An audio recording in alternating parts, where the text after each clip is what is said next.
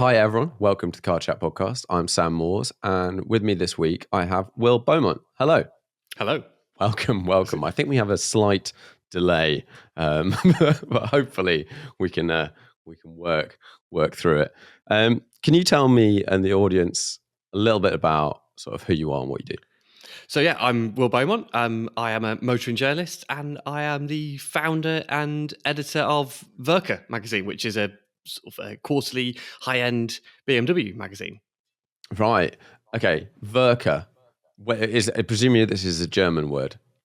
It is, yes. I suppose I've been kind of toyed with having this as the tagline for the magazine, but Werke is the last word in BMW, which kind of works as a sort of as a nice strap line, but also it technically is the last. It's the W in BMW. Yeah, because in English we call it Bavarian Motor Works, and now I'm going to sort of butcher how you say it in German, which should be like.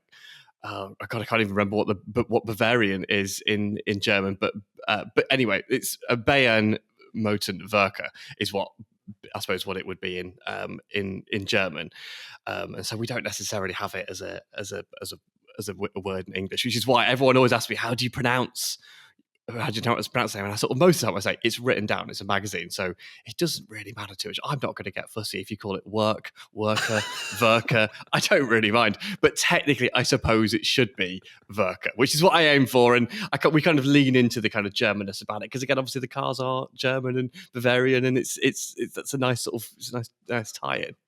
Yeah, 100%. But I could see that happening. Like I have for the people that are watching, and I'm sure you have a few. I've got one issue. I've got the other issue actually, number one over there. You can see this lovely magazine. And immediately I'm like, okay, it's Werke magazine, and then you're like, no, it's Werke, and then is it maybe down the line you'll have the people that have been saying Werke magazine for 10 years, and they'll be fighting the people that are saying Werke, like Porsche and Porsche, going, no, I don't care how you pronounce it. This is my magazine, and I'm going to pronounce it like this. And we get in a situation like Hyundai, and how we meant to. Oh yeah, we've been calling it Hyundai for decades. And now we're being told you have to call it Hyundai. And I mean, definitely don't.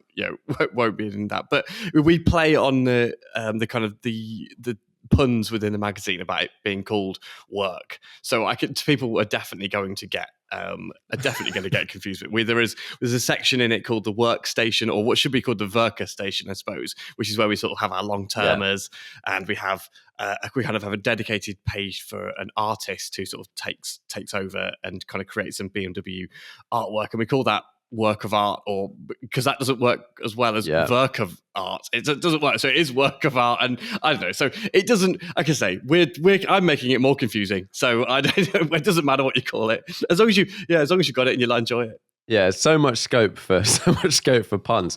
Because would you say it is work or not work? So when everyone's sort of saying, what are you doing it for? And what are you doing today? And I'm like, I'm working. And is it on work? And no, I'm like, no, I'm working with it's desperately confusing, but also, lots of fun. I like the confusion. It's fun. Right. Okay. So where did this start? How did you get into the automotive space, journalism, etc.? So I started working at Evo magazine probably maybe over 10 years ago. That was when I started. God, it feels like only yesterday. And I don't think I'm old enough to have worked somewhere over 10 years ago, but I definitely am. I started working there. I was a designer, graphic designer, and I got. I'd gone from a branding agency, and I was a subscriber to Evo. It was my favorite magazine at the time, and it sort of still is, obviously, other than my own. I got a job there as a designer. I mean, it was a great process, the interview process. I think we spoke about the magazine and magazine work and what graphic design for all of about 30 seconds, and then just spoke cars for an hour. And I came away thinking, I might have done quite well here. I think I'm going to fit in with these guys. And I did, and I got the job, and I was just I just loved, again, I love cars. Cars have never not been a part of my life. My whole entire family are obsessed with cars. It's just, there is, everything revolves around cars for me and in my family. And so, so I wasn't like a typical designer on the magazine in some respects who were sort of maybe interested in cars, but more interested in design. It was certainly for me, I was more interested in cars and design, and magazines sort of came second. So I'd drive the cars and I'd listen to the people I'd work with my colleagues, and I just want to sort of absorb all the information that they were talking about and want to try as many cars as possible. And I was lucky that I got to do stuff. And eventually, someone just sort of went, "We need a new staff writer. Do you want to do it?" Because I'd written a few bits here and there. I used to write about my own car in the kind of long term section of the mag, and they were like, you're not illiterate, so you might need a bit of molding. You might need to be not going to be immediately going to turn you into a sort of a writer, but you're going to need to learn. And so that's what I did. And and then I carried on working there, and I worked there for longer than I was there as a designer. And I just, again, it was just the most fun and the best thing that you could ask for. And again, Evo is just a brilliant place. But eventually, felt the need to leave. I went freelance, and then COVID hit, and freelance work was quite tricky. Magazine that I worked on a lot when I was freelance, Modern Classics, which I really loved. I loved the idea and the concept of it. And they were sort of, I suppose it was kind of the bits of Evo, the kind of, when we do sort of icons within Evo, it was like those bits, but kind of expanded to an entire magazine. So it really suited me, and I really enjoyed that. And I was working with them, and unfortunately, that didn't survive COVID. And I was thinking, oh, what am I going to do? What do I want to do? And I've got this background in design. I can write. I've got a bit of an obsession with BMWs. Not I like lots of cars, but BMWs are sort of a big part of my life. And I thought, well, there isn't really a kind of high end BMW magazine that exists in the world. It's not. There are Porsche ones, and the publisher I worked at Evo, they had Vantage and Enzo, and there were other single make mags that were sort of doing well, quarterly things. And I thought, you know what, there's space for a BMW one. Let's give that a whirl. Let's try that out. And that's where it started. And it took me a little while after COVID to sort of get it all going and get the shoots done and get writers involved and get photographers involved and beg, borrow, steal everything to sort of get a first issue sorted. But that's what it did. Launched it in October, November last year, and it's gone from there. That's what it is. That's where it is now, and it is in a real life magazine that exists. And we've done 2 issues, and I'm thoroughly enjoying it. And the best thing about it so far has been the feedback from people. People really, really love it, and it's amazing. Because essentially, I made a magazine that I liked. I made a magazine that I wanted to read. And it turns out, thankfully, that I'm not alone. That other people see it and go, "Oh, this is exactly what I want to read as well." So, it's going well. That is a nice melding, because I imagine you sit on this because how long? I guess let's wind back a little bit. You were staff at Evo, and then you decided you want to be freelance. What was pushing that change? What made you want to go? Oh, I think I kind of want to do this a bit differently. I suppose it's a bit of I'm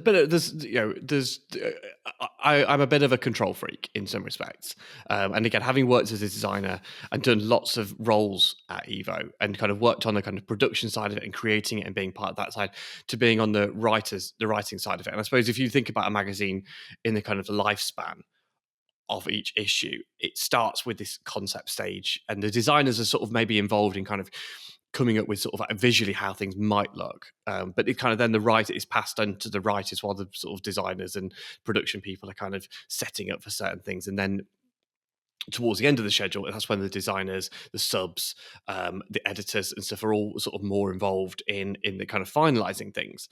And then so I tried every bit of that path within creating a magazine. And as a writer, as much as I enjoyed it and I loved it and I loved being part of that, I wanted to also be part of the production side of stuff as well. And you can't quite do that. You can't necessarily be in that because we were too busy doing other things.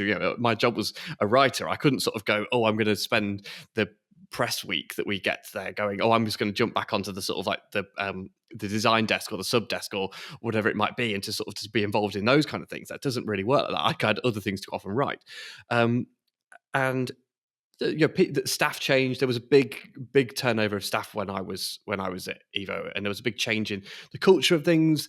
And I think I just saw, not that I needed to sort of get out by any means. It wasn't a problem. But I think what happened is that, and this is inevitable, sort of like with anything, particularly when you're passionate about something, is that because of nostalgia and because of the way people think, is that things are always better in the past. You forget about the difficulties, you forget about the problems. So when it was getting to a point where I was looking back and going, oh, last year I was having much more fun. I was getting to do all these other things, and I just thought, you know what, I'm going to start begrudging this. And even though this is the most amazing job and there's really cool people and I get to work with really great friends, I get to drive amazing cars and I'm in and out of the best cars all over this, I'm traveling around, I feel like I'm going to start begrudging a lot of these things, and I'm going to grow to dislike the place, and I don't want that to happen.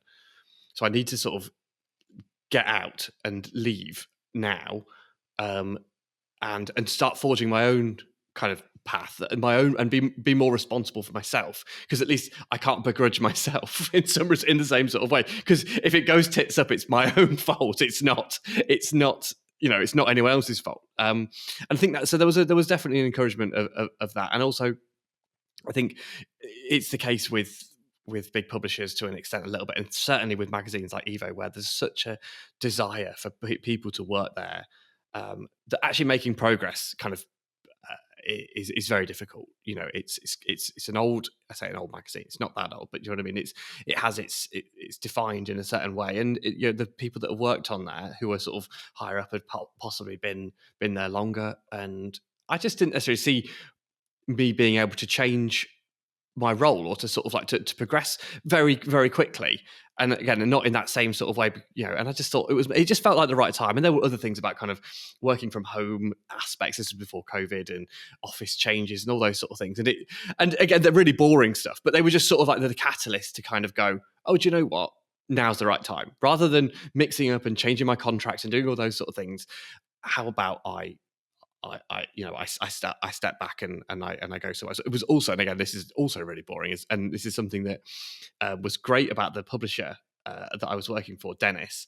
They did you got a 6-week or 8-week sabbatical if you'd worked there for 5 years.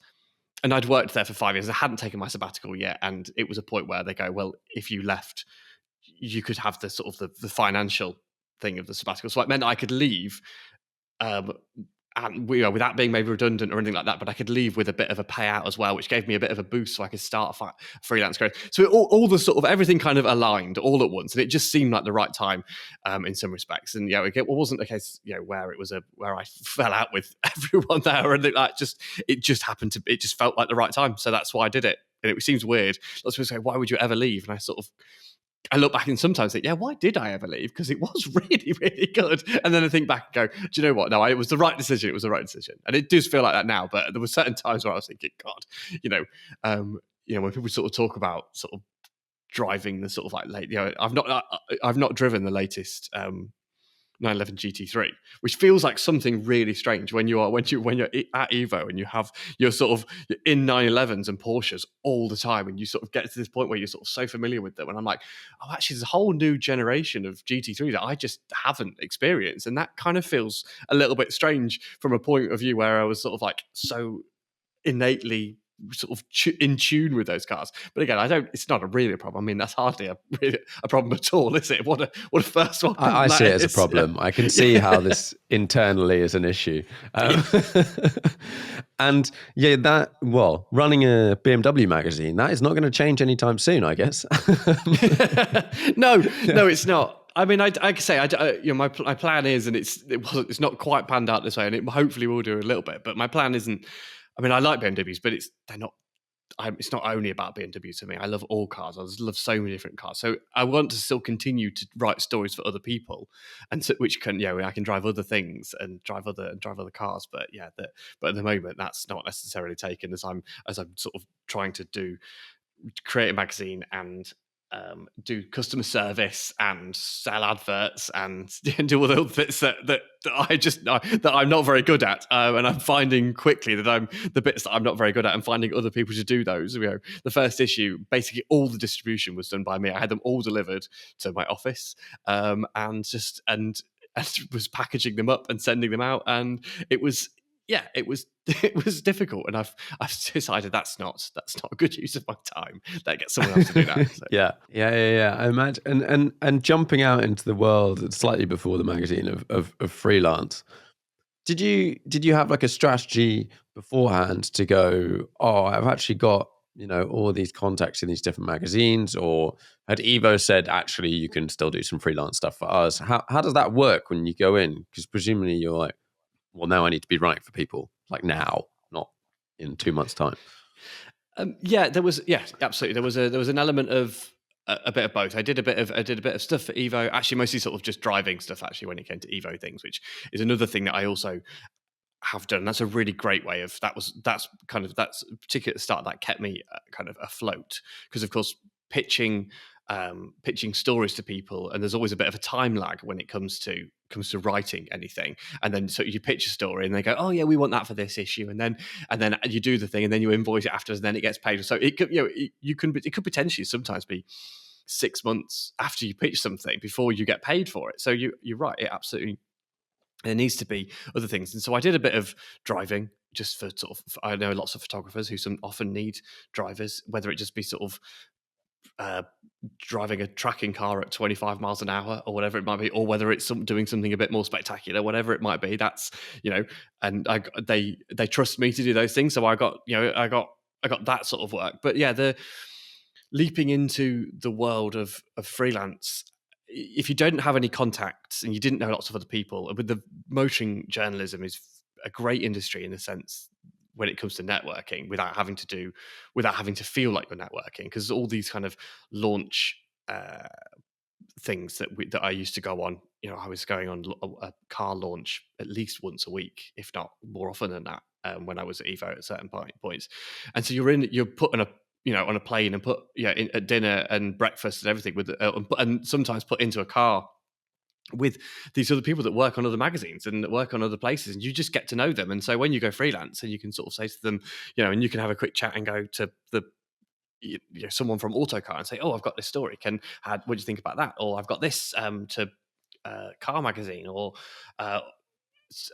anyone basically, really that I could try and talk to. And for me though, what I wanted to do, and I've seen this with other journalists who I'm friends with and who I have a lot of respect for, and they're very protective of their own brand in some respects, and that they suddenly for example, Jethro Bovingdon, and you look at what he's done when he went freelance, didn't immediately go, oh, all right, I went from Evo and then I'll go, oh, I'm freelance, I'll take any work.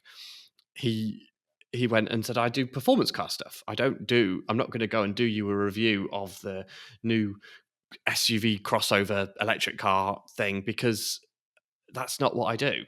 And also, he doesn't have I suppose in some respects, he hasn't got the sort of like the wealth of knowledge in that sector to necessarily to do a great review, but also he doesn't want to be doing those things, and he wants to be doing what he's known for. So there was another element of that I thought, right, well, I'm not going to just take any odd work. I'm not going to suddenly start going into, partly because I'm not very good at it. I'd be a terrible consumer journalist. I'd be terrible at giving practical, reasonable, rational advice to people, because that's just not how I think about cars. I love cars. I don't care if they're expensive or unreliable most of the time, or whether they're silly and impractical or any of those sort of things. Because if I like them, because of loads of other reasons, and I'll completely ignore all the the kind of the kind of crap that goes along with it, because it's a great car.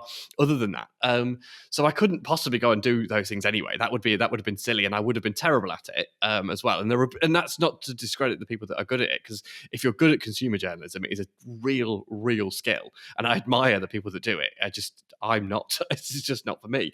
So that was what I wanted to do, and I think I kind of I very much like kind of, I suppose, older cars as well. So that's why Modern Classics was a great sort of fit. And that's why I pushed really hard to get into that magazine, because it was like, right, that's going to be the sort of things I want to do. I like older stuff. And I've done a few bits for classic and sports car and things like that. And generally, there is something sort of generally kind of the new car stuff I don't really do. That's a very difficult world to get into, particularly kind of being a freelancer on launches, because ultimately the best way to do that and the way to make it really work, because you could be away for 3 days maybe if you're going to do a normal 1-day launch kind of thing. You're at least going to be out of the office for 3 days, and to make 3 days work out of one review or of driving one car, you've got to sell that multiple times over. That means you've got to write it differently. Even if you're saying the same things, you've got to write it 3-4 times over. And again, I'm just not good enough. I'm not good enough at that. I can come up with something interesting once, but I don't think I can do it any more than that. And that's that's difficult. And so I thought, right, well, I'd rather go ahead and do sort of like invest in my time in doing the bigger things, and and bigger features, spend more time, more research, and on cars that I know more about. Yeah, performance cars. That's what I've got a good selection. My encyclopedia of cars in my own brain and what they drive like. It's it's weighted towards the performance car stuff. So that's would be silly to sort of not to sort of ignore that.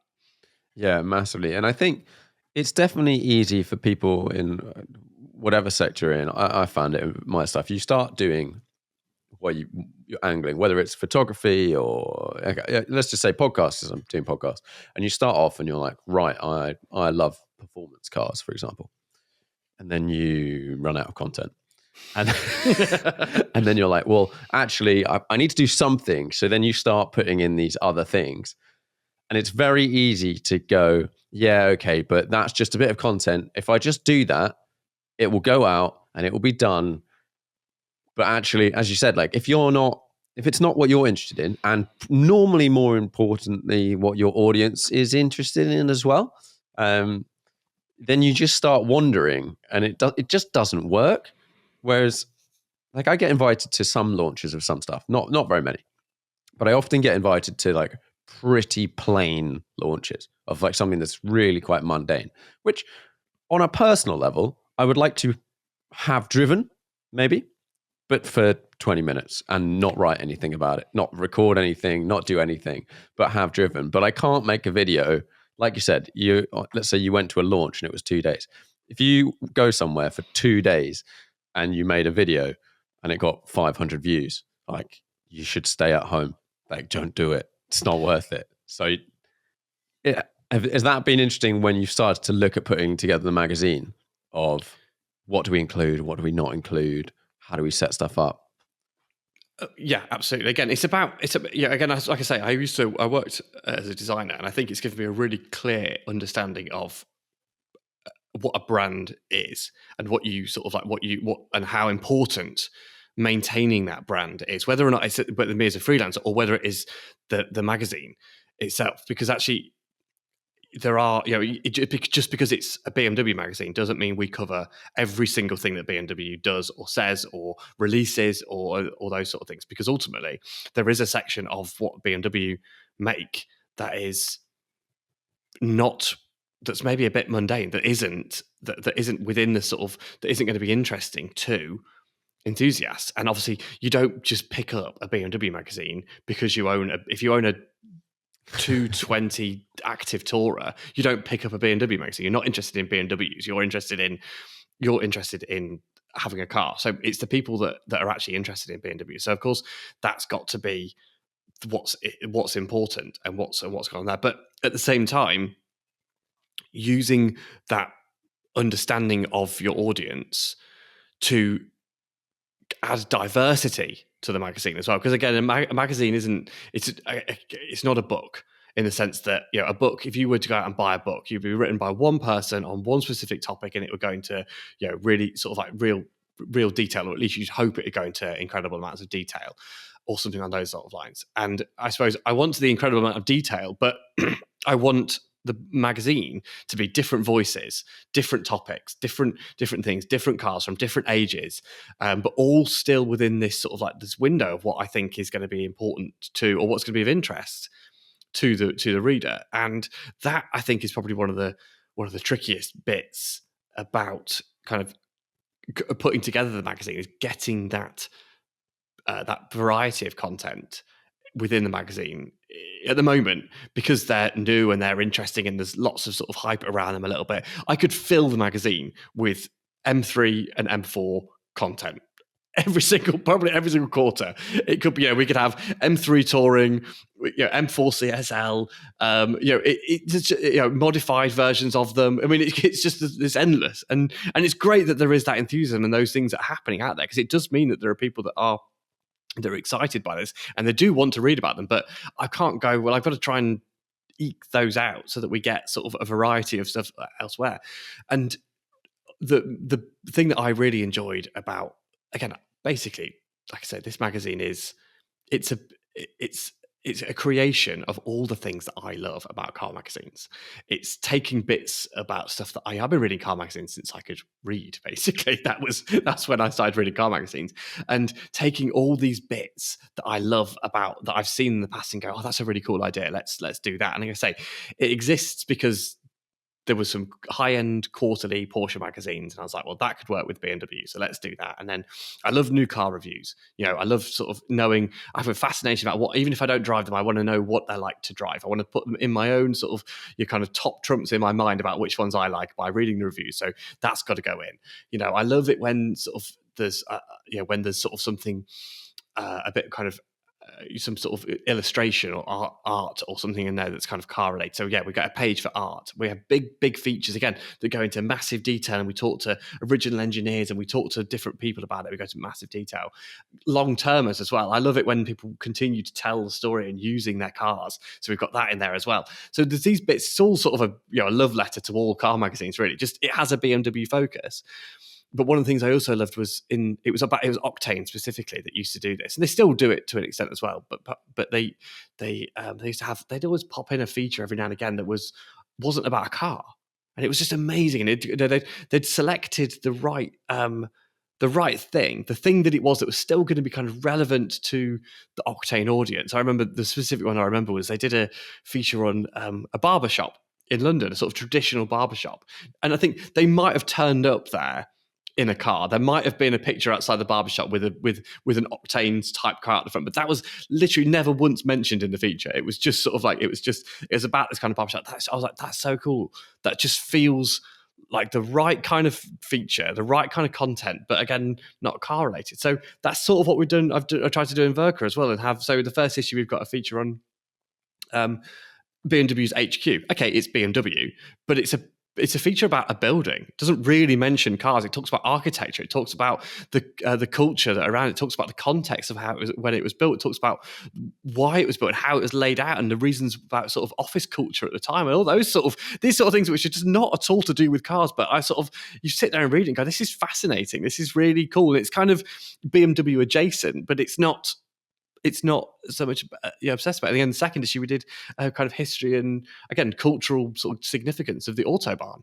There's pictures of a BMW on the Autobahn, but BMWs aren't mentioned. It's not about BMW, it's about the Autobahn. But of course, it's still relevant to the car. So that's the sort of stuff that I like doing as well. So even though it actually, in some respects, doesn't immediately fit this sort of what I think is, anyone would else go, well, that's part of the brand. It's still within it, and you're pushing those boundaries of what the brand is about, but then also not diluting it with, like I say, a 220 active Tourer review, because no one's going to be interested in that. Someone's going to be much more interested in a building than they would in an MPV, whatever we want to call it, practical family car kind of thing. It's an interesting one because I think like you, I love when I've got a magazine that I follow and read for a long time and whatever, and they have other things in them. I did something with Ted Gashu ages and ages ago. We did a podcast, and he was talking about Type 7, the Porsche kind of blog. Is there a magazine? Might be a magazine. But straight away, it was like architecture, design, and some Porsches. Like it was not straight Porsches at all. It was very much architecture, cool culture, and Porsches as like three prongs. And I think it's very easy for magazines to get so into just like like you said, you could do every iteration of the M4 modified, whatever, blah, blah, blah, blah, blah, blah, blah. And you create a whole magazine that's wall to wall of one thing, and someone will read it and go, yeah, that's great. But I think most people, or pretty much all people, we're multifaceted. We like different things. And getting a little bit of something else thrown in with all of these other features you're interested in, you go, oh, well, I'll read that. I think that's one of the best things about written, like printed media. You could do it on a digital one, but printed media, because you will read something that you wouldn't read otherwise because it's there and you're flicking past it and you're like, it might fit. Yeah, absolutely. Like I say, the what goes into the magazine isn't an accident in that sense. It's carefully curated to create this balance that has this variety of stuff and of all these things that we think are going to be of interest. And absolutely, and again, you're right. We all have different interests. We're not just interested in cars. I mean, cars, like I say, are mostly what I'm interested in. But of course, some would argue, but I'm an intelligent person, and I have other interests outside. Now, I'm not going to pick up an architecture magazine to read about architecture because it's possibly I'm going to be out of my depth a little bit within that, and there's going to be lots of things that are going to perhaps be I haven't got the knowledge on that subject to leap into a magazine and find it all interesting, but if I've got a architecture feature in a car magazine it's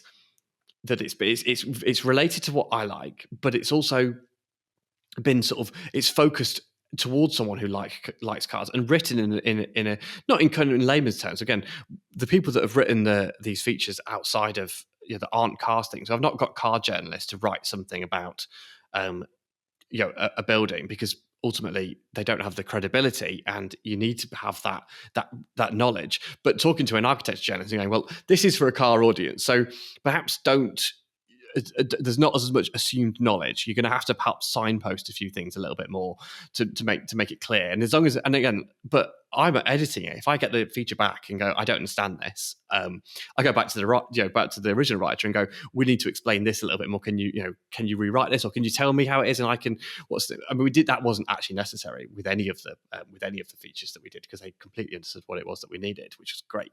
But like I say, you're introduced to these things within the context of what you're familiar with as well. So it kind of helps expand your knowledge, but it helps you keep you interested as well. You know what I mean? I'm not going to be, some of the ideas and concepts, particularly in the architecture feature, are possibly a little bit, they're not the sort of, it's not the way we talk about cars. There's not, that we don't talk about cars in the same sort of way, or at least necessarily I don't. Perhaps maybe if you're a Road Rat subscriber reader, which again, great magazine, they certainly sort of kind of expand on the cultural and the design side of the way in which cars are, and the kind of significance of them sort of within the kind of wider community, which is what Road Rat's fantastic for, as well as all the history and the kind of being nerdy about cars. They do a really good job of that. And I think that's a little bit kind of what we're trying to do with these other features, is just to sort of go, you're going to learn a little bit, and you're going to be introduced to new sort of like concepts, a new way of thinking, but it's still going to be within the context of a car magazine. You're still going to it's still for a car audience kind of thing. So I think that's again, it's a difficult line to tread. And I think so far we've achieved it, and I think it's been lots of fun. And like I say, I'm creating this magazine that I want to read. And when I get these features back from these writers, as soon as I get it back, I'm like, stop everything, I want to read this. And that's exciting for me, because I think if I got it back and thought, oh, I'll read that later, I'm like, that's not the right thing to go in a magazine. I've chosen the wrong thing or the wrong person or whatever it is. That's not right. It needs to be, I need to be excited as soon as it comes through. When the photos come back from a feature, I'm like, again, I can't wait to flick through all of these. And I want a bit, and I'm always at a situation going, there's way too many of these photos. I can't use them all. And they're all amazing. And so far, that's the best way it's been. So yeah, I think if I'm not excited by it, and that's proven so far that what I get excited about, so do other people, which is great. That is good.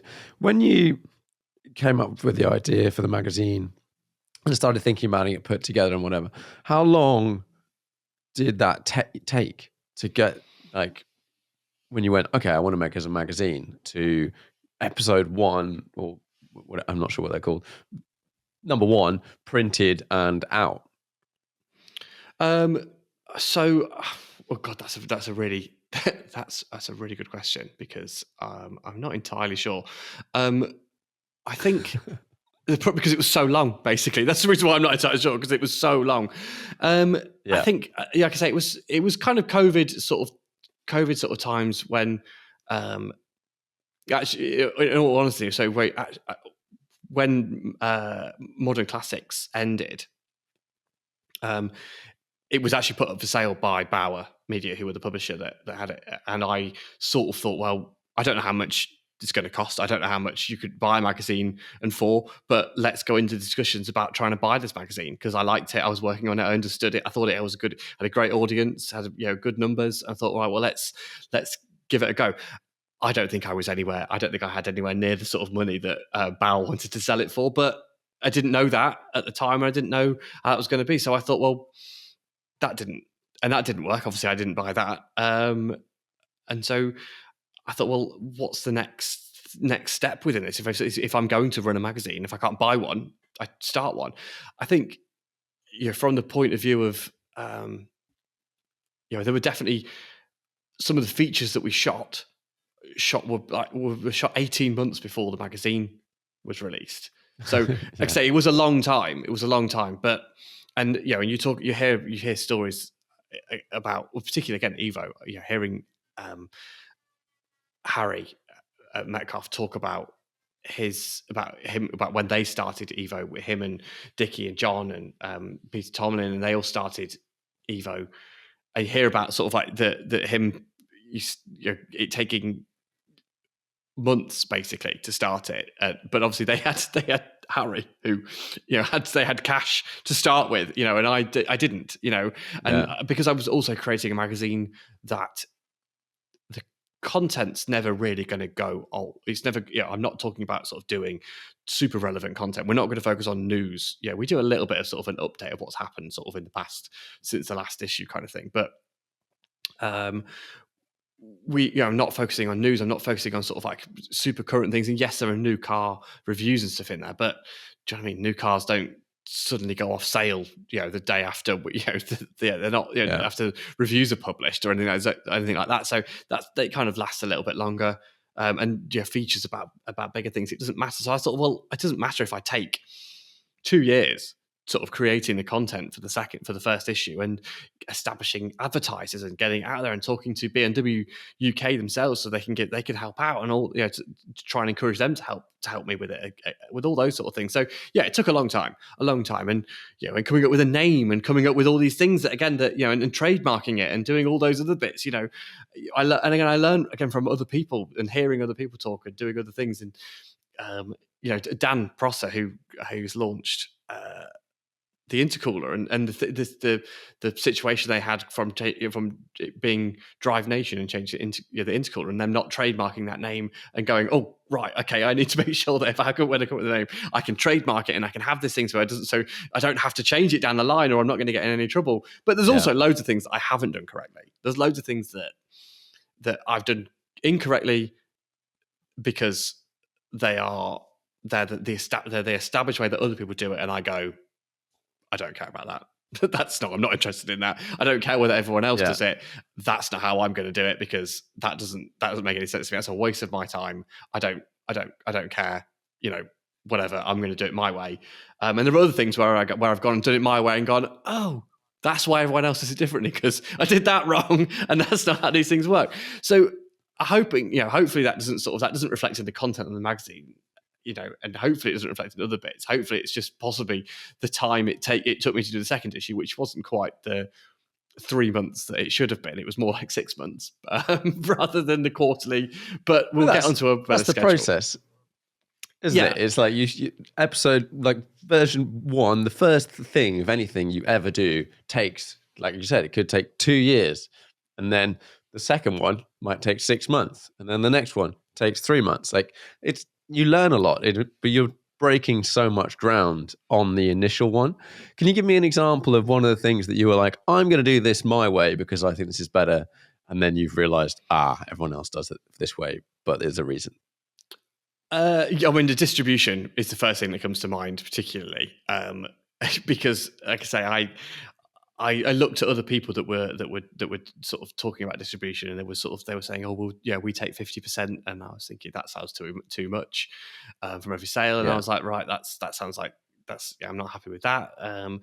And then you go, well, why can't I do it myself, kind of thing, and you go, right, cool, I'll do that. And I was like, there must be ways of sort of having a relationship with a business relationship with Royal Mail or Every or something on those sort of lines, and even as a single individual doing stuff, but I didn't have the scale to do any of those sort of things. So the first batch of magazines, that I got orders for, I went down to my local Tesco Express, and with boxes of envelopes full of magazines, and sort of went to the sort of counter. I was like, I've got 200 issues. And the guy behind the counter was like, what? I was like, I spoke to Every and said, can I take it to one of your distribution places? And they went, no, you've got to take it to your local place. And I went, fine, they're not going to be happy with this. So that was certainly one of them. Advertising, I'm not good at selling adverts. I talk to people about magazines, and I had someone else involved in the first one, but the second issue, I haven't had anyone involved in that. But third issue, well, that's been taken over by someone else completely. But yeah, I'm just not good enough at getting money out of people. I want to talk to them about cars and magazines, and I don't want to talk to them about how great it is. I'm not a very good salesperson. Found that out. So how did you get around that issue? Because you've got some, like, I mean, there's quite a few companies I've heard of advertising in issue number 2. Yeah, well, I mean, so I was very lucky that the people that advertised in issue 1 that I didn't sell an awful lot of those. Someone else sold those. Issue 2, they were so happy with the environment that they're in and the feedback that they got, and they like being associated with the brand enough that they can see the value in that it was a fairly easy thing for me to do, was to pick the phone up and say, do you want to advertise again? And they said yes. So that was very easy. But for this magazine to continue to work and to make a business sense, because at the moment it doesn't, to make it, we need to expand the commercial side of it, really. And I'm not in a position to be able to do that. So anyways, we're not suddenly going to turn it into a magazine that's full of loads of cheap adverts or whatever. That's not going to be the plan with it. I mean, it has to, again, the protecting the brand, it has to be the adverts and the way people advertise, and the amount of adverts have to be fitting of a magazine that I'm charging £10 for. It's not a cheap magazine in that sense. And if you were to have, if you were to pick up a £10 magazine that was 50% adverts, you're thinking, what am I paying for? It has to be smaller, well done adverts for companies that are appropriate and that are going to see the benefit of the brand association, of brand awareness, and the kind of the customers that we're putting it in front of. And I think that's where we need to sort of, and finding those people and having those conversations and selling it. I understand it, but I suppose turning it into sales is a difficult thing. But that's why salespeople are good at what they do, and that's why some of them earn the big money, because they're very good at understanding brands and getting the right people into them, and they know the value of advertising. It's a difficult one sometimes to talk to people about advertising, and they, particularly print advertising. Again, this is possibly sort of very niche stuff, and perhaps is a bit of an element of the industry that most people don't understand, or maybe not interested in at all. But where web advertising and digital advertising, you can see everyone who clicks on your thing. You know the numbers instantly. A print advert, you don't know how many times that's converted someone to get in touch, go on your website, find even make a sale or whatever. You can track as much as you can with specific phone numbers or QR codes, all those sort of things. But it's about the kind of the brand awareness and the brand association, and being part of an environment that you're going to have other kind of high end content around. If you're selling high end BMWs, or you're selling a high end product, or you're selling expensive insurance or speciality type stuff, you want to be in that environment where it's interesting, and it's up there with your brand. And lots of other magazines, not discrediting them, because they do what they do really well, but lots of other magazines don't have that same high quality, high luxury brand that I've created. So yeah, it's important to maintain that. Yeah, and I imagine it's sort of everything. Like, you've got to create the magazine and etc. But in terms of and I don't know, because it's difficult to ever hear numbers of, I don't know how many magazines are sold on various people and whatever. And in terms of financials, you've worked at other magazines, so you might have some idea. But what percentage? Where's the money made on a magazine? Is it the ads? The ads are basically everything, and then you're kind of paying for printing and distribution by buying it, or how does that work? And obviously, in the ideal situation, I know you're building yours at the moment. Yeah, so when it comes to other magazines, I have no idea. As an editorial person, or even being on an editorial team, I was kept very away from the kind of business decisions and stuff that was going on with magazines. Yeah. Not necessarily on purpose. I don't know necessarily how that worked. And we weren't necessarily even in the same. They knew you were going to leave. Yeah, probably. Well, yeah, there might be. I mean, when setting up these publishers, somebody very clever at the top might have decided that we keep editorial people away from the business decisions and the sales team, because otherwise they learned too much. I don't think that was necessarily what was happening. I think we were too busy doing other stuff. We were too busy creating the magazine to worry about other bits like that. That wasn't But so I don't know how it works in other magazines. I have to admit, there are.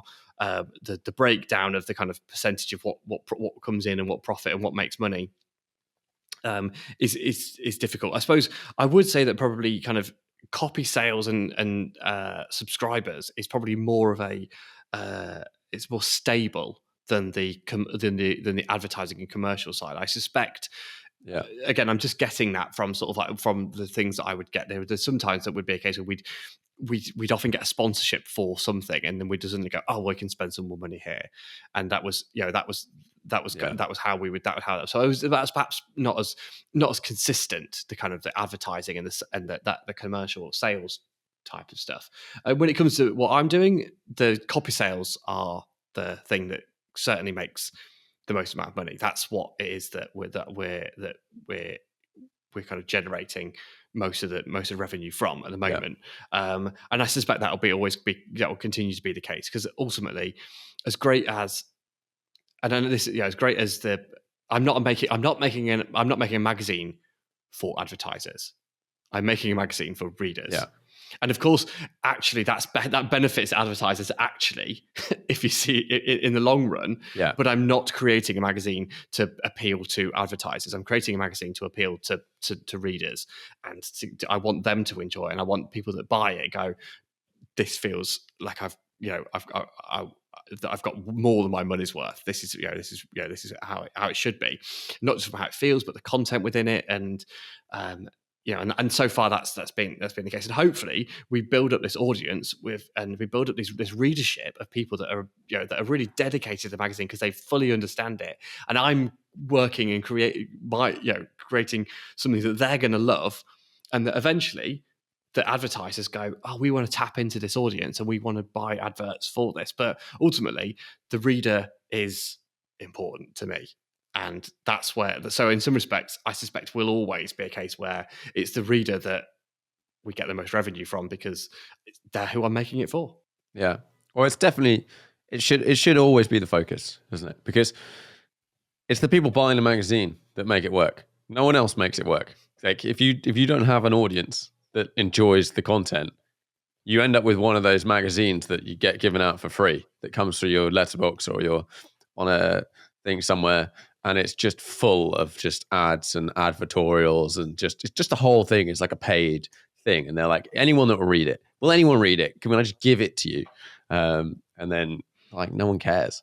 Whereas if you've got an engaged bunch of people, then that is value for an advertiser and the other stuff. But it's by far the most important thing. How many copies have you sold? Hopefully it's ramped, but like what sort of numbers are we looking at? So we've had 4,000 printed of both issue. I think I can't remember exactly how many we sold of the first issue, but we're looking. I think it was about might have been about 2,500. So we. We're still selling. Seems like good going. Yeah, we're still selling lots of the first issue, and we weren't able to get that into shops in the same way because I made some mistakes when it comes to registering the magazine and specific barcodes and all those sort of things. So it can't be sold in the same way. Again, that's one of those things that I didn't know about, and I just went ahead and did some stuff. And you're meant to register it with the British Library and have a special number, and I didn't know any of that kind of stuff. And I just went ahead. You have to send them one. I've not done so. I don't know what I don't know. There might be some angry librarians that come over and sort of try and take me down. I don't know. But so there were lots of things there. But with the second issue, we have a distributor on board, and so we're going to be with that. That's 50% of our run has gone into shops around. There's a few you've got to be able to pick it up in a few kind of WH Smith travel things, so at airports and Eurotunnel. Few shops around Europe and in America as well. So there's been half our print run's gone there, and then the other half is we're selling online, and it's looking like we might not have printed quite as many or enough of the second issue at the moment, the way it's going, which is great. It's fantastic, but so at the moment, issue 1 is not a rare one. Let's put it that way. But the thing is, what we'll do is we've like I said, the content doesn't really go old. We're going to have we'll be selling back issues. I think as we're still quite often people that are introduced to the magazine who haven't seen it before go, oh great, I want both issues. Absolutely. So, and it's still selling well. And maybe we'll do sort of get it into shops if we can combine it with some of the second issue ones, so we can buy it as an introductory package kind of thing. There's ways in which that will happen, but like I say, the second issue is going exceptionally well because we've got a better network. We've got more people that know about it. We've got a better network. I did my first show at the weekend where I was actually selling it and stuff, and my God, that's difficult.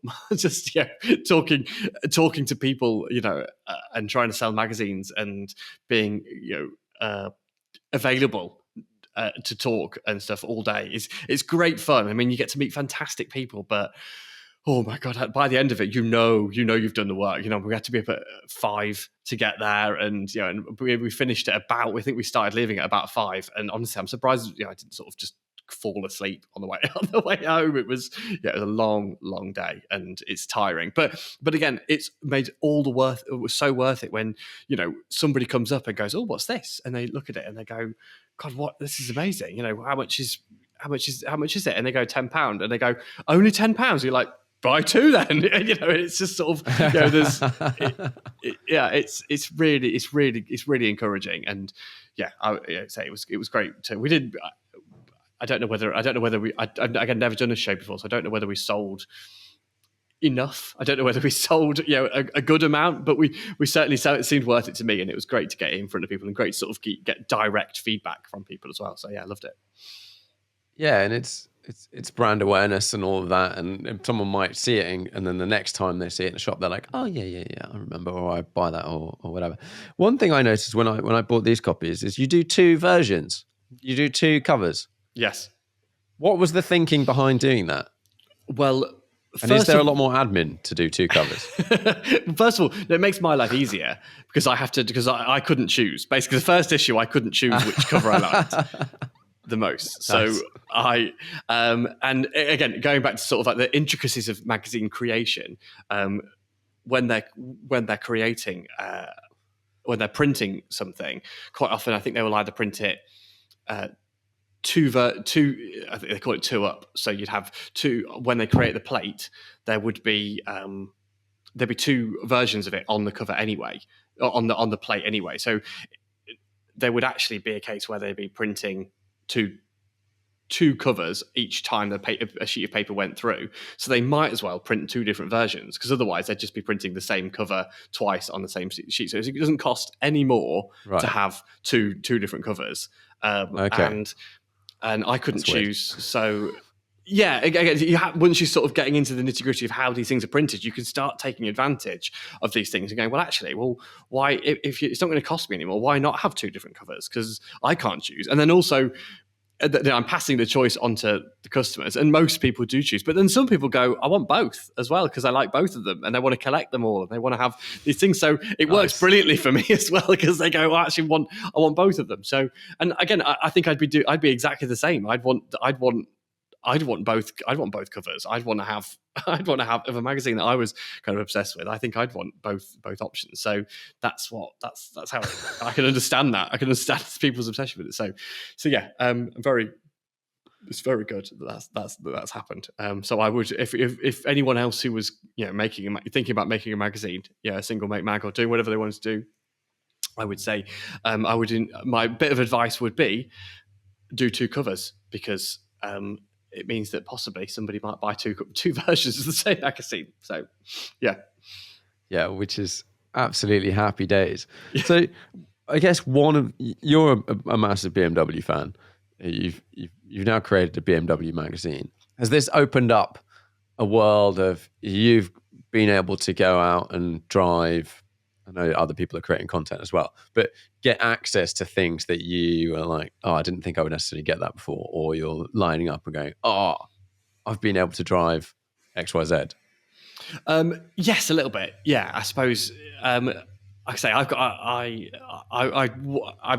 I'm in charge, so I get to take all the bits that are the most fun things, I suppose, and go, well, I want to do this. Yeah. You know what I mean? Second issue, we drove a 3-litre CSL Batmobile. I mean, just the idea of getting into one of those cars ever is just phenomenal. Do you know what I mean?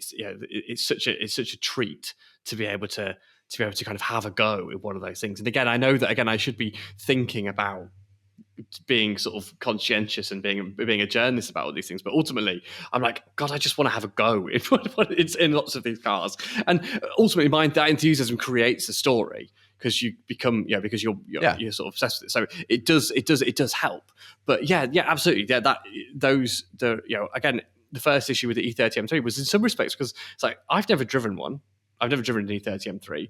They are, from my point of view, they seem to be sort of the perfect BMW. Let's find out if that is the case. Let's see whether or not they are just as good as the hype. Whether or not the current stratospheric values of them is worth it. And so that's absolutely where these come from. It's like, I want to have a go in them. I want to do these things, and I want to find out these stories. And so if I want to find them out, somebody else must want to hear it. So I'll find it out and tell the story. So yeah, that's what it is. And again, I don't go on fancy launches from BMW. Actually, I don't think I've been on a single launch from BMW since I launched the mag. So I'm not sort of, they're not shipping me all over the world and putting me up in fancy hotels and feeding me nice food. Well, no, and not yet. And again, maybe it will never be the case, because it's not that sort of magazine. We're not doing loads and loads of new car stuff.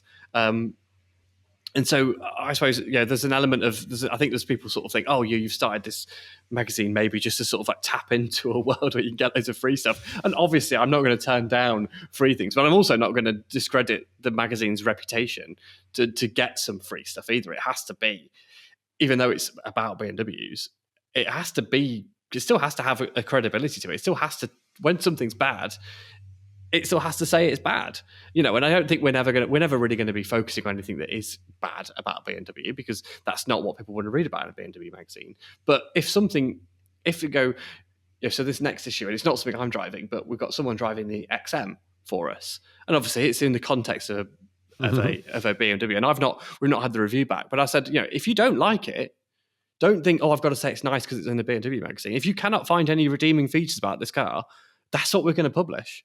And people aren't.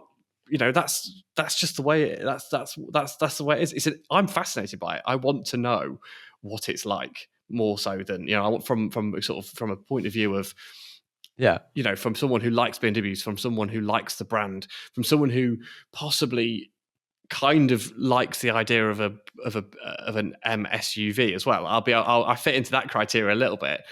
Although the concept of the idea behind this is something that I'm finding difficult to come to terms with, but I want to know what it's like. So yeah, let's do that. But if there are no redeeming features about it, we'll publish that it's rubbish. That's not just because it's a BMW magazine. We're not going to be talking about all the best bits about it. That's the way it is. So as a I'd say hardcore BMW enthusiast, how do you feel and about the current state of BMW and design and cars and where it's gone? Because I feel like we've come into a different era that's a bit different design wise to previously, but their cars have changed over the years. What do you think about current BMWs? I think, and things like the XM. What do I think about? I suppose, even though I have, I basically, I should say that I got into graphic design because I'm a failed car designer. Really, I'm interested in cars. I was interested in design, and I went towards that that part of things, and I was encouraged away from it because I wasn't very good at it. So I'm always a little bit wary about commenting on car design, because even though obviously it's very personal what I like, I also know that I haven't got I don't have the authority to talk about it with any sort of credibility. In some respects, I will say cars that I like the look of and don't like the look of, but no one should take it don't do any take it seriously at all.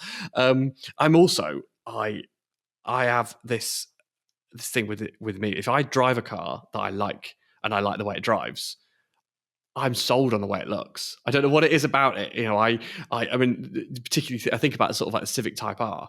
I don't. It's not a great looking car. So, but every time I look at one, I'm like, God, that's cool, because I know they're so great to drive. I'm like, I'd own one of those. And I think it looks cool now because I know it drives brilliantly. And so I look at the new M3 and M4, and I can't say I like it. I can't say that it would be how I'd want my car to be. I don't think, but I look at it and go, God, that's so cool, because I know they drive so well, and I know that I'd have so much fun if I owned one, and I'd have I'd love it. So I'm that. But then again, I also think we've got with BMW such a big diversion of cars that look great and look terrible. If like I say, I will admit I didn't like the way that the M3 and M4 looked. Actually, I like the way the M3 looks much more than the M4. M4 doesn't really work for me, and the CSL really doesn't work for me in some respects. Again, I've come around to it because I think it drives brilliantly. But I look at that and I think I don't know. I don't like the way it looks. But then again, the new M2 I think looks fantastic. I know it's kind of big blocky, kind of squared off vents and stuff. I actually think it works really well. I love the way it looks. I think that weirdly, and this is going to be a strange one, you're never going to believe I'm going to say this, but I think the new X3 looks great. It's a fantastic looking little SUV. I don't necessarily want one, but I think it looks fantastic. And then we're seeing things like this Z4 touring concept coupe thing that they've released at Villa d'Este. Yeah. That looks fantastic. XM, again, I don't necessarily like the way it looks. I don't necessarily like the concept of it. I don't think that this sort of the first standalone M product after the M1 should have been some massive, huge SUV. But they'll sell loads of them. I'm sure that and if it means that they can, again, when we talk about all these things, when we talk about the Cayenne and the Macan with Porsche, if they sell loads, it means they can make GT3s. If they sell loads of XMs, it still means they can make M2s and M3s. Then let them do it. Let them go ahead and do it. To me, I don't really mind. It's not. Yeah. It is really interesting, because I look at things like the XM and the iX when that came out, and you start to get used. You start to get over time. You get used to these shapes, and they don't look as weird. And like the M3, and I 100% had the same experience with the M3 as it sounds like you did. I'm not sold on the design. I think it's like, yeah, a bit funny. But I drove it, and I was like, yeah, this is actually pretty good. Like this is pretty exciting. It drives pretty well. Like I had a lot of fun in it. So then I look at it and go, oh yeah, but it's still quite fun to drive. And then Yeah. how does it stack up versus the competitors? And you go, well, maybe it drives better than the competitors. Oh, okay. Then you end up in a slightly weird situation because you're like, I don't think I could, personally, I don't think I could buy, I'm not interested in that type of car at the moment in terms to buy one. Well, like, I don't think I could buy one because I couldn't do that last 10% to get over the hurdle. And then same with M2. I think the previous M2 was one of the best looking cars around in its time for sure. Like, it looked mega. Same with the previous M3, looked mega. So like the current one, and you'll hear people saying, yeah, but the current M3 has sold more than any other car. And you go, well, okay, but that doesn't necessarily, it's not necessarily because of its looks. It could be because it drives great. People want to drive an M3. Maybe there's more customers for an M3 now than there used to be. Maybe the competitors have put 4 cylinders in their cars. Yeah. Like there's all these factors. Yeah, absolutely. Again, you're absolutely right, and I think there is a situation where we see there is that, but then also I do wonder whether there is a case where, and again, it's quite weird to think that perhaps the previous M3 was a bit too subtle, but in some respects, the M3 and M4 customers they don't want their car to ever be mistaken for a 320D that someone put some M badges on.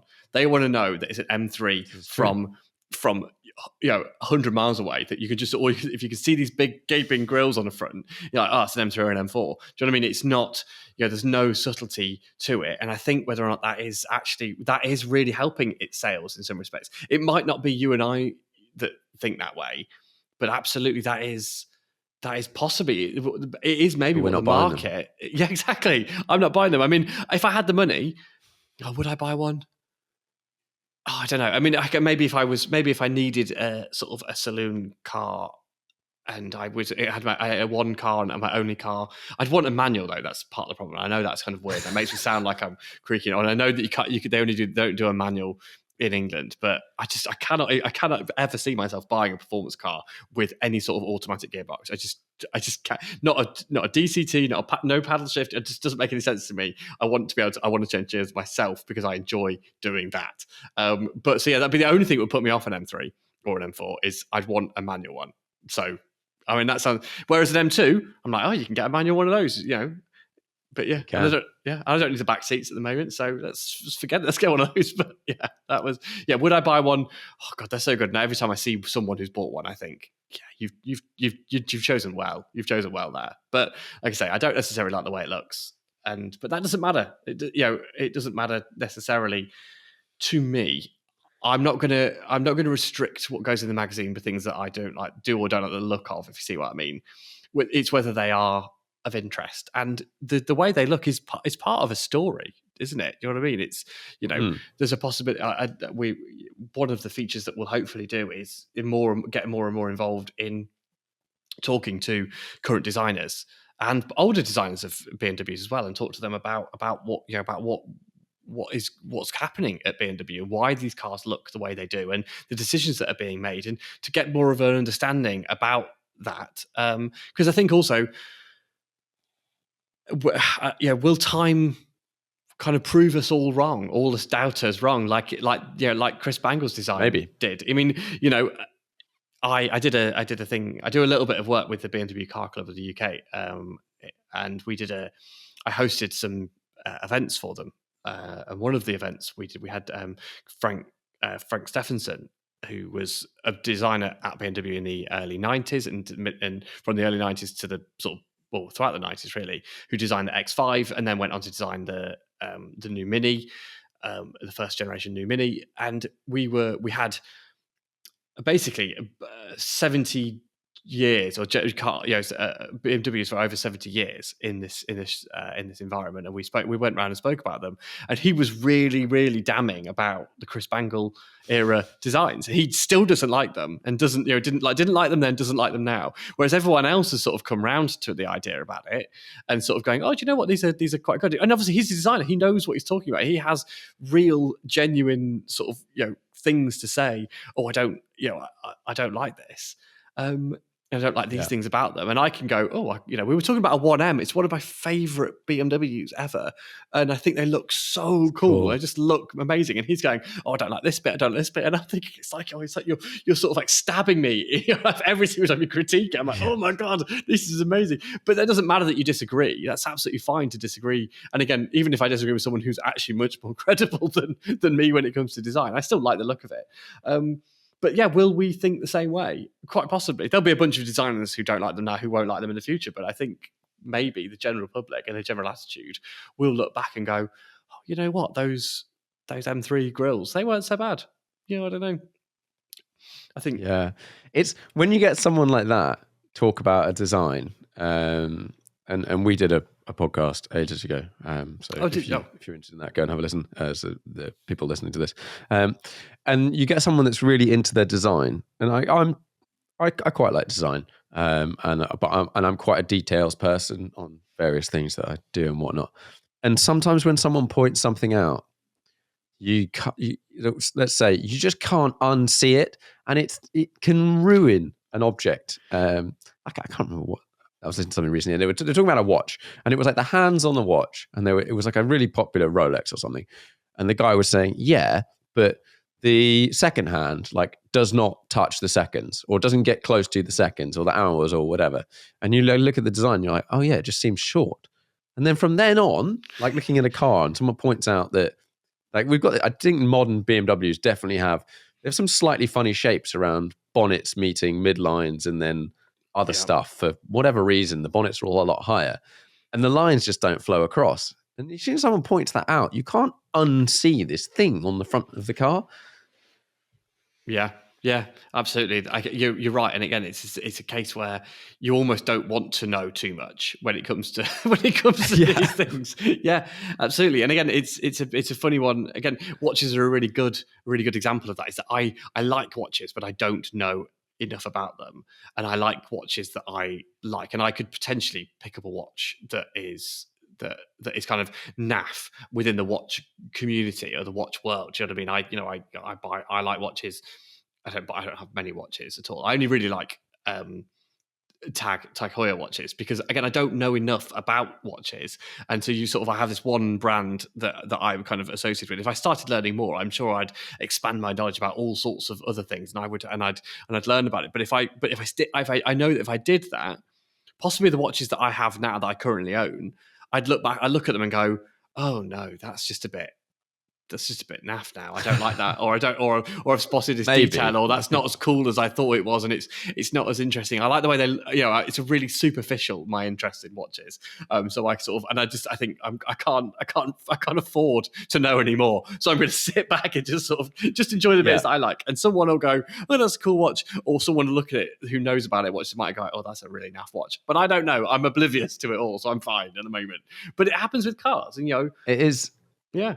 You see people sort of cars. You see people who have an obsession with one brand. And I know I run a BMW magazine, and therefore you would think that I'm maybe only interested in BMWs. I'm not. I like all sorts of cars. No, but you're a journalist, so you like Porsches as well. Oh yeah, I do. Yeah, I mean, I will admit that when I started being a journalist and started working at Eva, I'm going to be that one person who doesn't like Porsches. Everyone else likes Porsches. I'm going to be different. I'm going to be different. And I drove one and went, damn it, they're really good.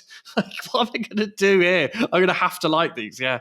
And yeah, they're mostly all brilliant. So that's a pain. But you see it in people who only like one type of car, or one type of anything, one argument in a debate, whatever it might be, and you sort of think, well, if you knew more, you'd open your horizons more, and that, and it's okay to not know more. It's okay to be completely oblivious to the rest of it and go, do you know what, I like this only this one thing. I'm totally okay with that. But also, as long as you know that, as long as you're aware and you're familiar that you are only interested in one thing, it doesn't matter that you don't like Porsches, but admitting that they might be good is fine. But you don't have to like them. That's fine. Yeah. Yeah, this blinkered attitude, which I don't see very often now, and it can be in literally around any aspect of life. But just going like, this is what I like, this is how I like it. I think we see it a lot with EVs at the moment, and lots of people listen to this are not EV fans. Fair enough, whatever, blah blah blah blah blah. But like, we've got to be able to talk about and acknowledge that these other things exist. If you're a Ferrari person, you might go, yeah, everything else is rubbish, or you might go, oh, I'm a Porsche person or a BMW person, everything else is rubbish. And the reality is that's just not the case in any way, shape, or form, is it? You need to be able to listen to everyone else and hear what they're saying and go, yeah, interesting. I might shift my opinion a little bit.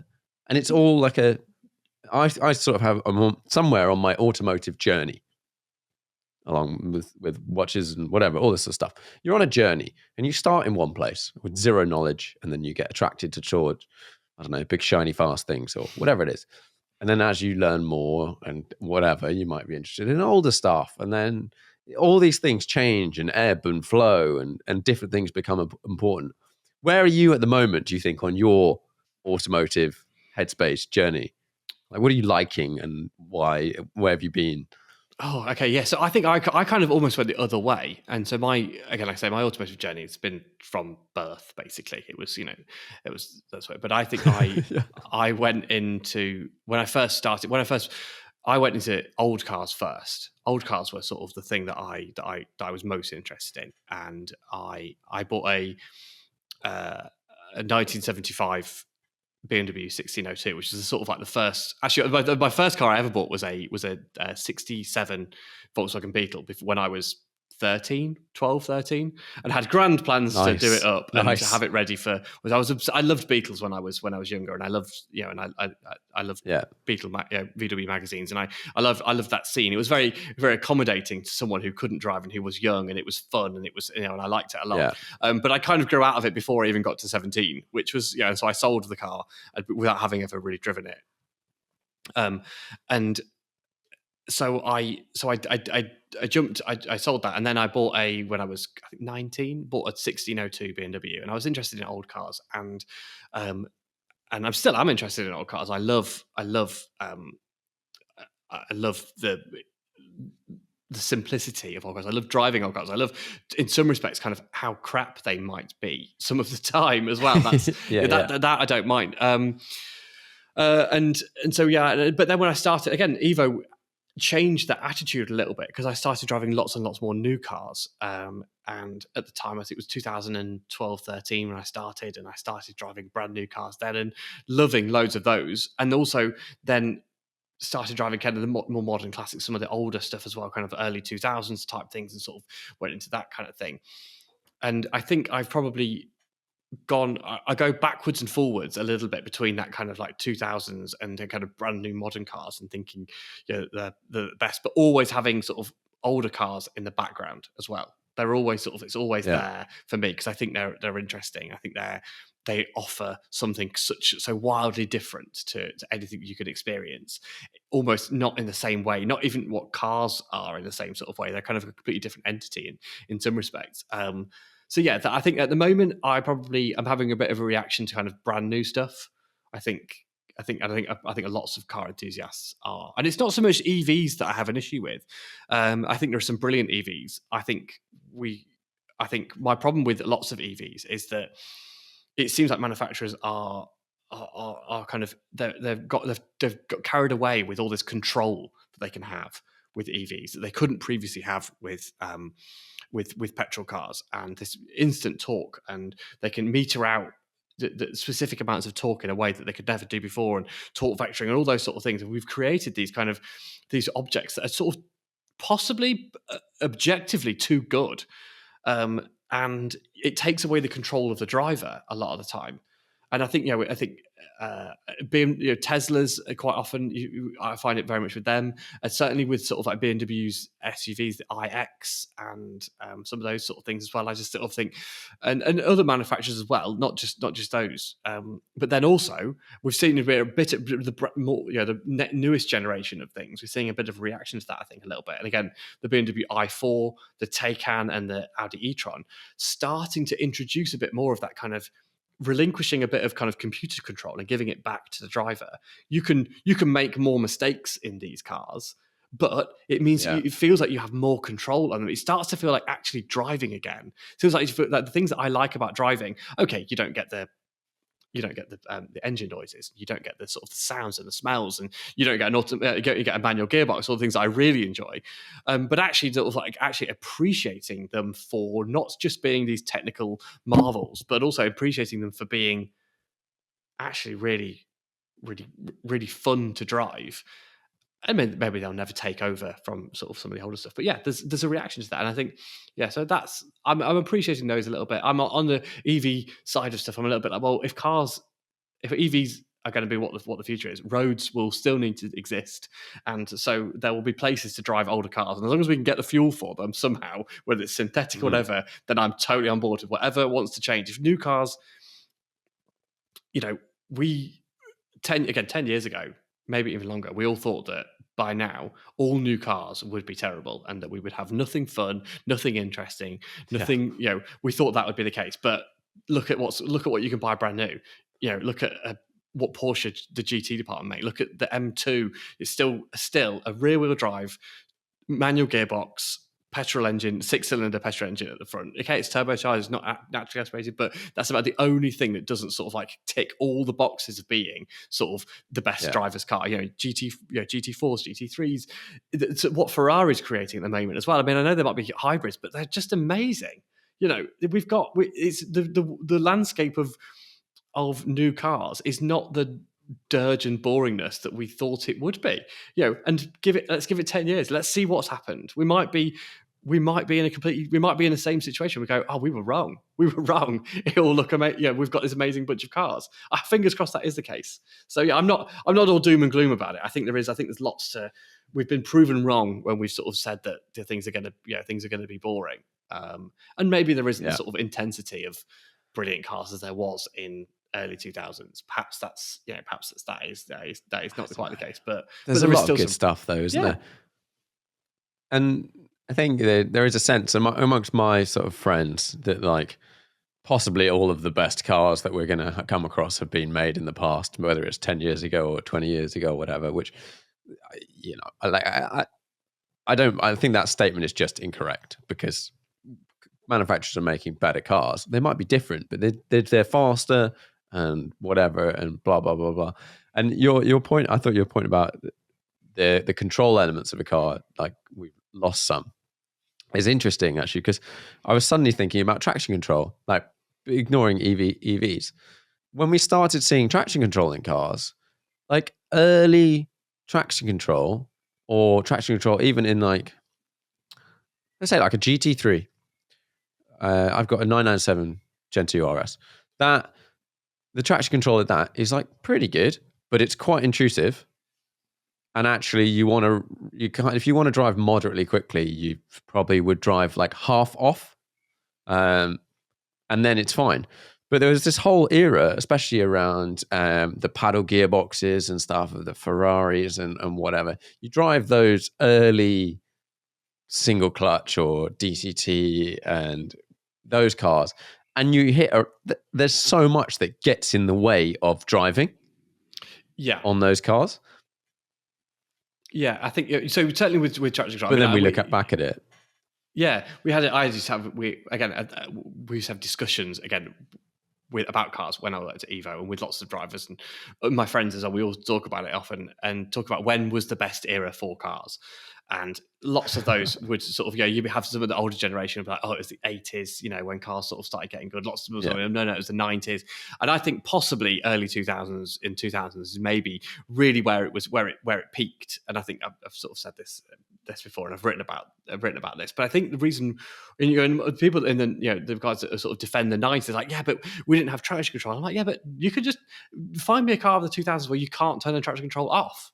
You know what I mean? If you don't like traction control, you just turn it off. That's true. And actually, most of the time when you're driving, you drive with it on, because most of the time you're not driving. You want that sort of security net, and you want that that ability to sort of to not have to worry a little bit. So even when it's crap, in some respects, it's better than if you were caught unawares. Maybe it's good to have it, but 100%. Seeing these sort of like seeing the difference between, like I say, the traction control that just sort of like cuts the power and hits the brakes or whatever from the sort of 2000s up to the things, the traction control on again the new M3 and things like where you've got 10 stages of traction control off. You can do that, and you've got things like the McLaren with the kind of drift control, the 720S with the sort of with that drift control kind of thing. And I have to admit, I've never actually used that, so I don't know how effective it is as a thing. But and those sort of things, you think, well, things develop in the way that I would want them to develop. They didn't sort of go, well, traction control is crap, so we're just going to keep it crap and people can just turn it off. All these manufacturers went, traction control might not be as good as we want it to be. As technology changes, we'll make traction control better and better and better and better and more interesting. And we'll allow sort of like more slip and allow sort of cars to go sideways a bit with the traction control still on. We'll still allow you to turn it off, but we'll allow this sort of like, we'll allow up to and everything in between.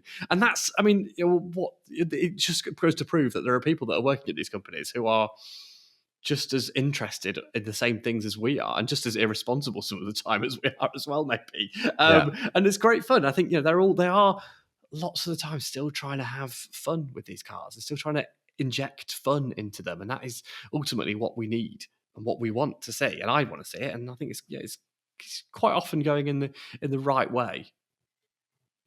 Yeah, that is a very good point, actually. Like, traction control has been, like, modern traction control is designed by people that want to be hooligans. Like, they are, like, in an ideal world for me, I would have traction control on the entire time. There is an element of me that's like, yeah, I want to be the hero, but like, have it off and I never notice it, and it's never doing anything until I really need it. And then it saves me from hitting a solid object. That's the traction control, and everywhere in between.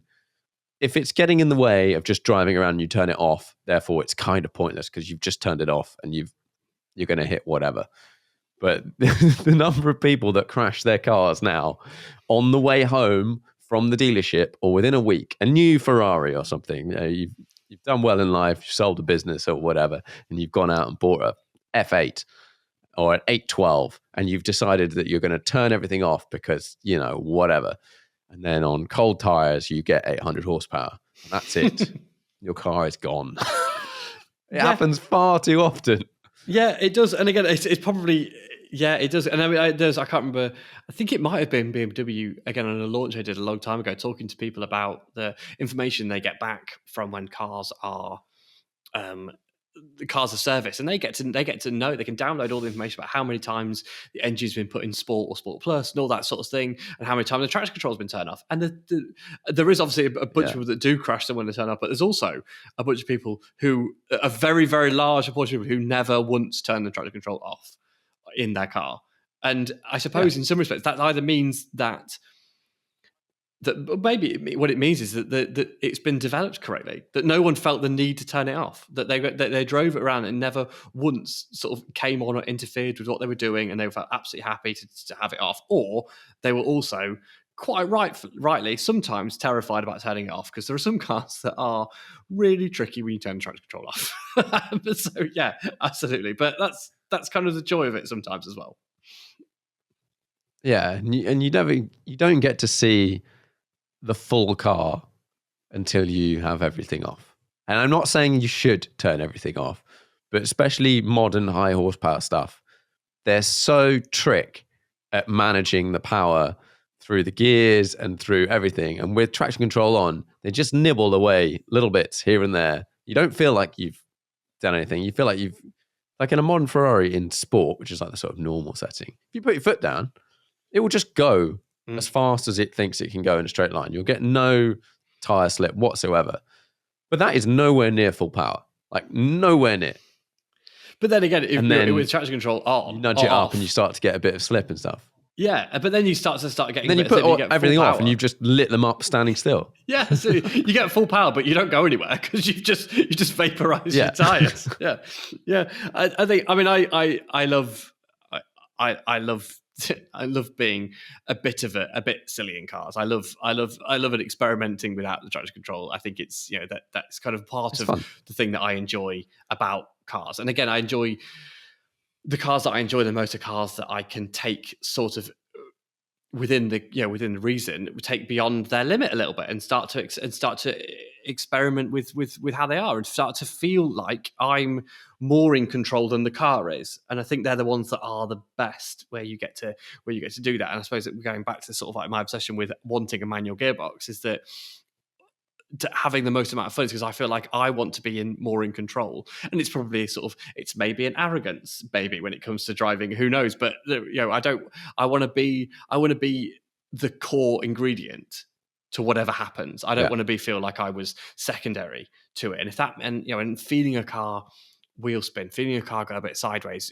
and manipulating it into that position and controlling it, they are all the things that I enjoy absolutely the most about it. And if a car doesn't do that, or if I can't do that in a car, it doesn't mean it's a bad car. I suppose it just doesn't fit the criteria of it being a fun car.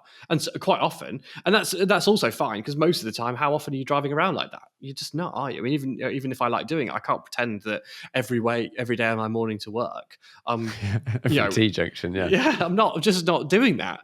That's not reality.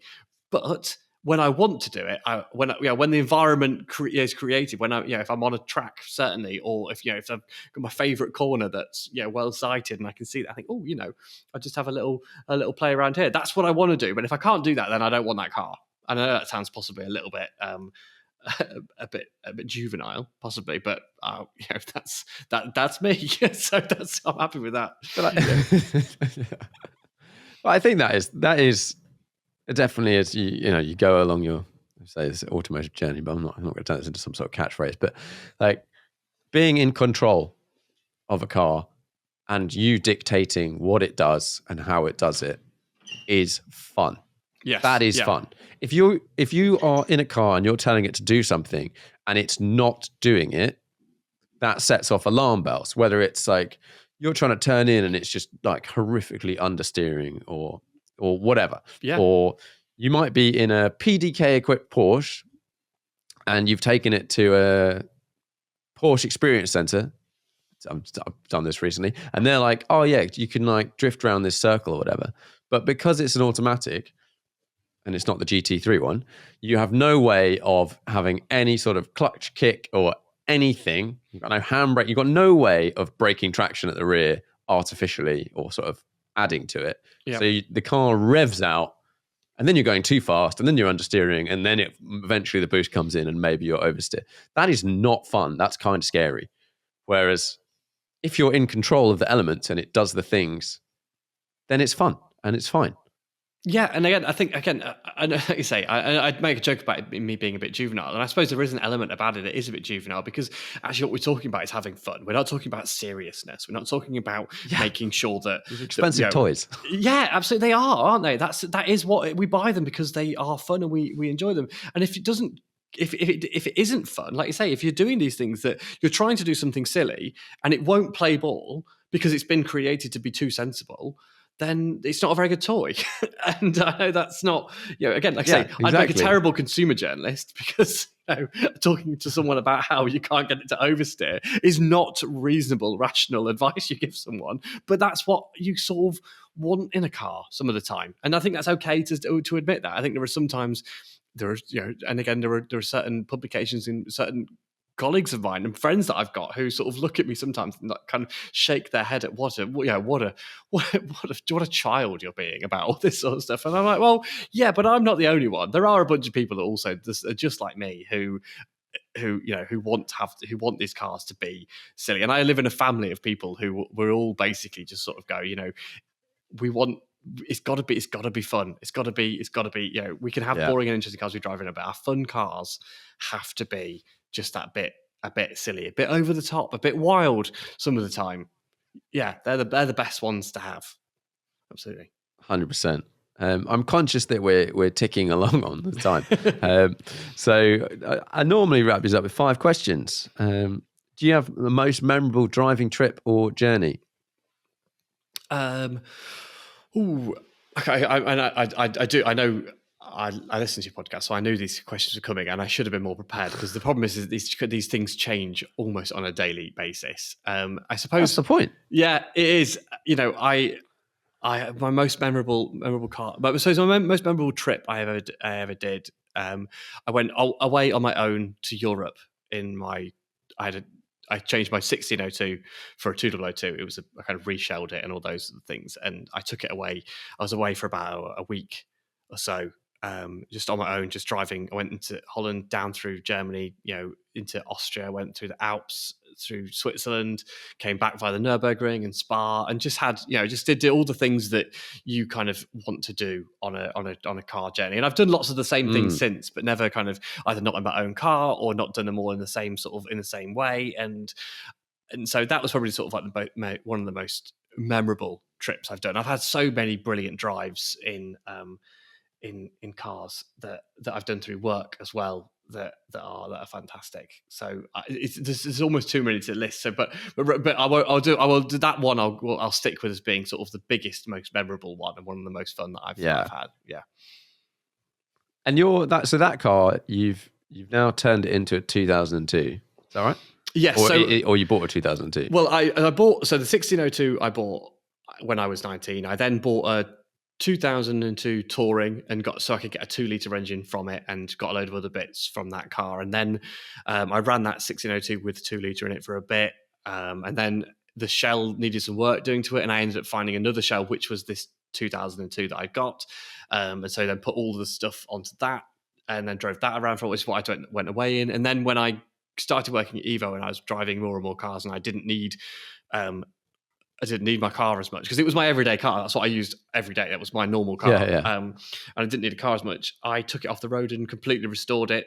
And I painted it blue. If it was red before, and I went a bit mad with it. I put a cage in it, and it's got Group 5 Bilstein dampers on it. It's got a 5-speed gearbox with a limited slip diff. It's got more power. It's got big carbs.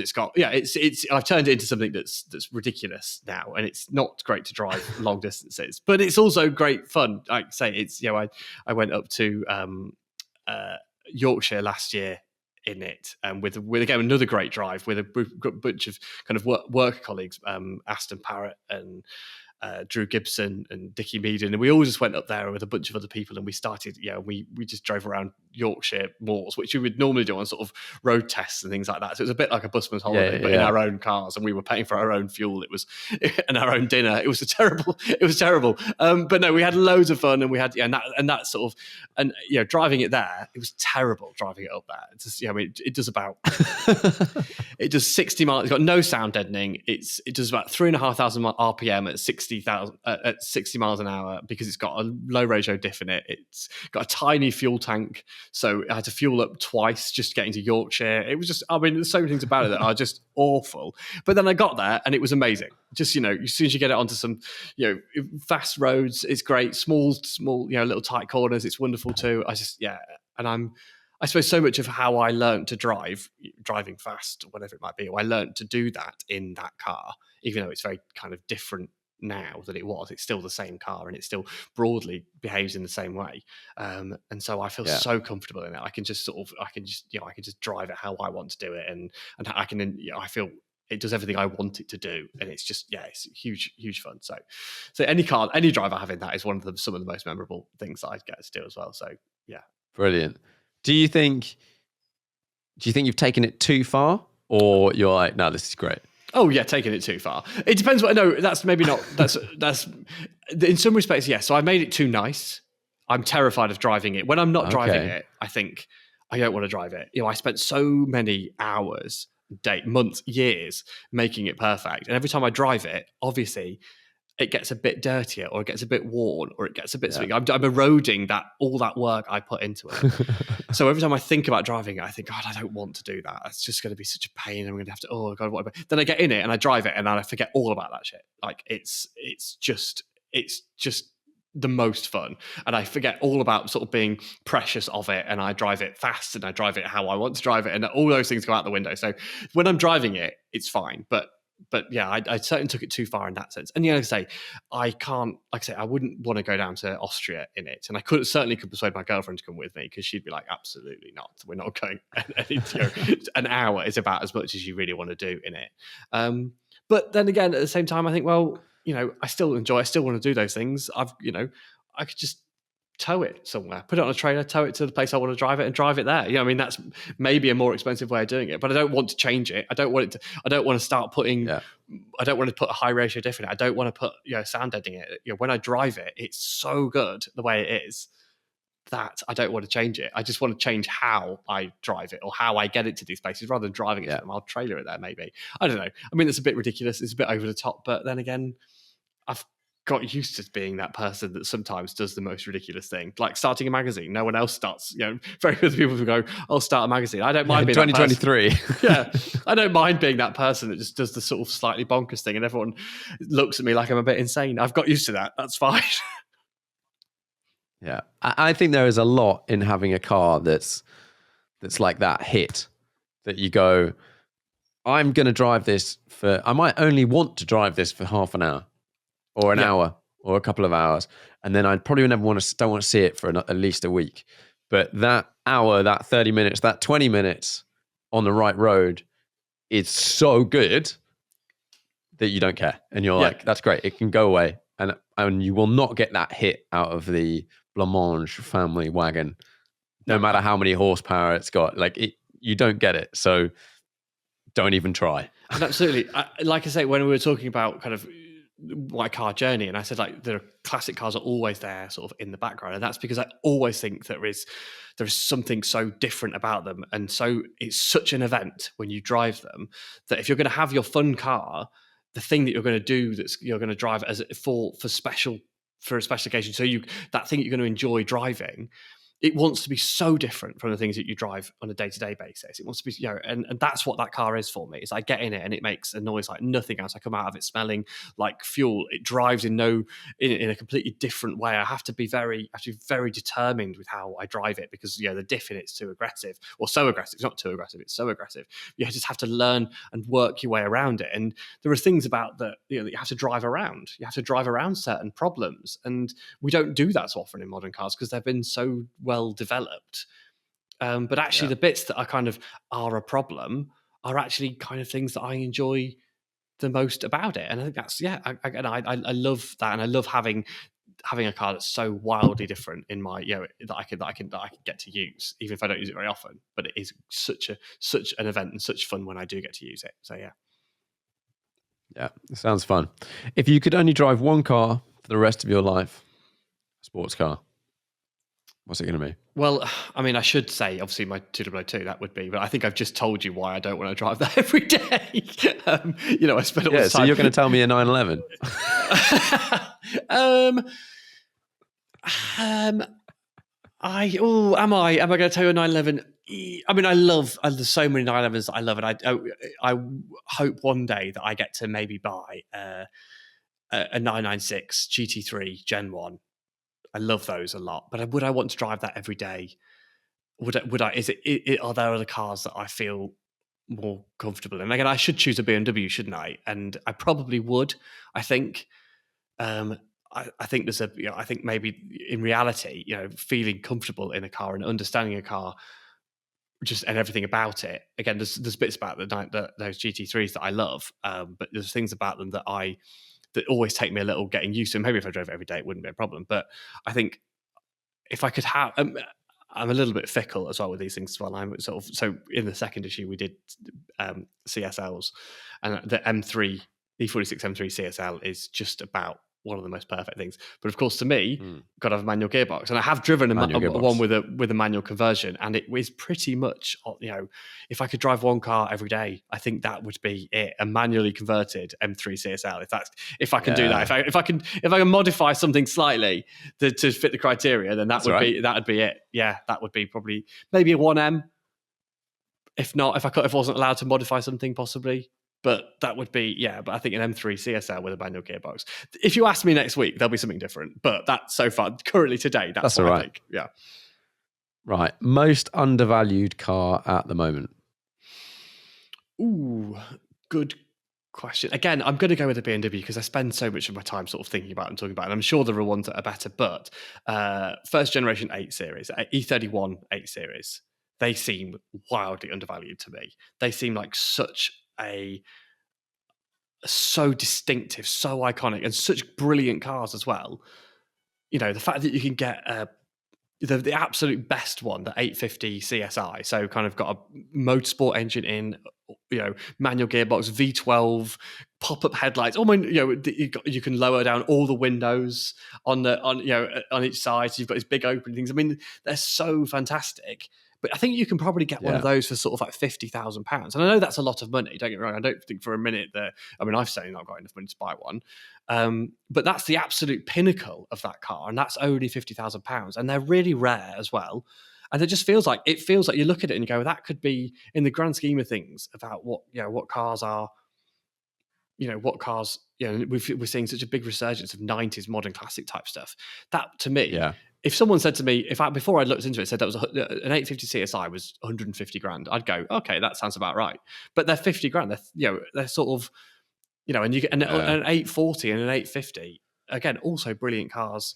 They're nowhere near that sort of money. That would be, I think they're undervalued, certainly at the moment.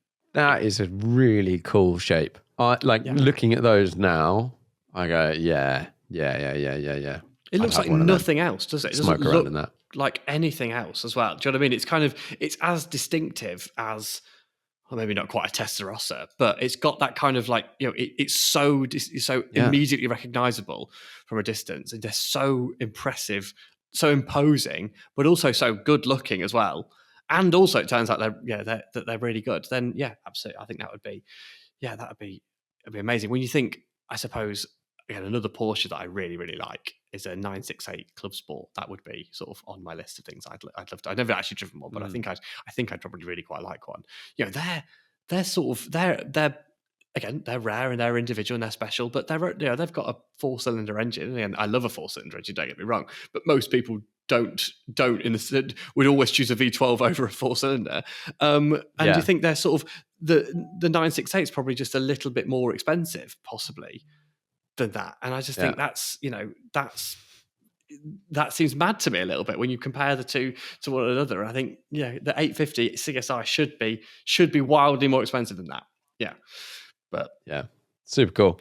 Right, most interesting car to you at the moment? What, brand new car? Don't know. Googling, looking up. Most interesting car to me at the moment, I suppose.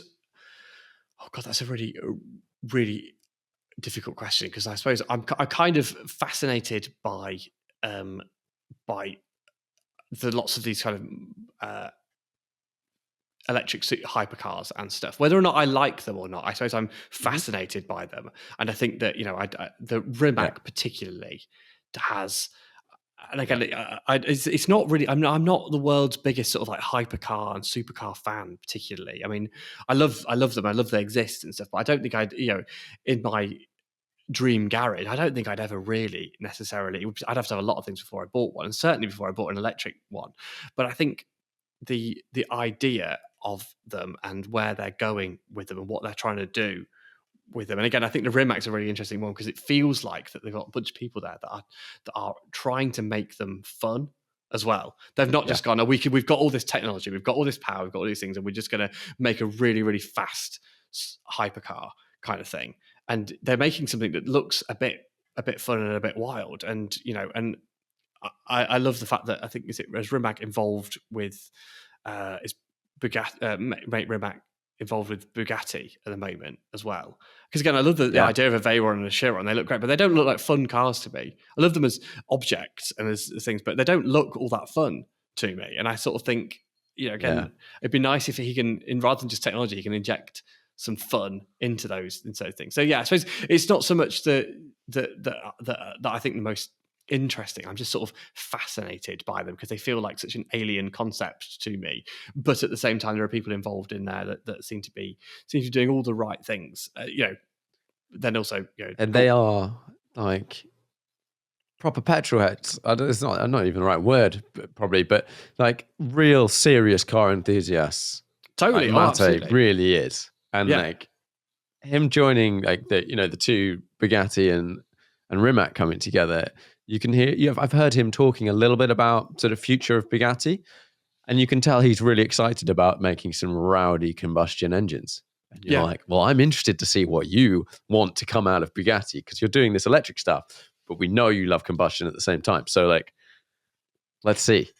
Yeah, again, it's like going back to that thing where we're always saying about traction control is that the right people are involved in these things.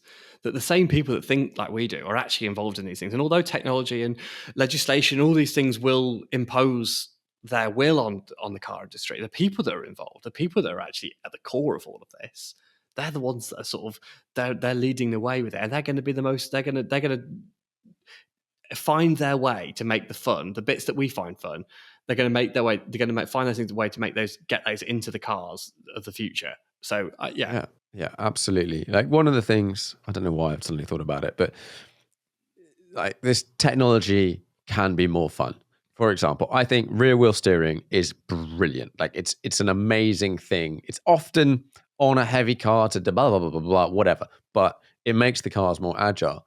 A really good e-diff is significantly better than any sort of mechanical diff because you can either have it locked or not, and you can decide exactly when it does all of these things. So you end up with a car that's so much more adjustable, turns in so much better to a corner, and then locks up when you want it to. Like, there's a lot of tech that can make driving a lot more fun. Yeah, absolutely. Yeah, there's the technology is, again, it's so easy. Again, like I say, it's so easy, particularly as someone who likes classic cars and likes cars, from the modern classics type stuff as well, and the environment that I can be in. And there's so much of the sort of like the car community that doesn't like sort of what's happening with the modern stuff. And like you say, doesn't like what's happening with EVs and things like that. And I can totally understand it from a point of view. From their point of view, I know, and I can see it, but also I don't think we should worry. That's basically my attitude. I don't think we should worry about any of these things because the right people are there. The right people are involved in these things, and we'll have fun stuff to drive for a long time, I hope. Yeah, absolutely. Right. Final question. 5-car garage, unlimited value. Right. Okay. So I suppose I'm going to have a classic, a modern classic. I'm going to have something that's maybe sort of usable every day. And then I'm going to have sort of, I suppose, some sort of motorsport car, and then maybe something kind of completely wild or off key. So, I mean, within my 5-car garage, I've got to have my 2002. I can't ever get rid of it. So it's got to, if I'm only having 5 cars, I've got to have it in there. And like I say, that's going to do my classic sort of thing. That's going to be going to be what it is. The modern classic, probably, M3 CSL with the manual conversion. Obviously, that's we've spoken about that. But again, that space could easily be an E30 M3. Maybe it could be a 996 GT3, as we said. But at the moment, we'll stick with the M3. That'll be, and perhaps I'll use my other spaces for those other cars. Something practical. I suppose it's probably a massive cliche, but I'd probably have a Range Rover of some sort. I mean, I love Range Rovers.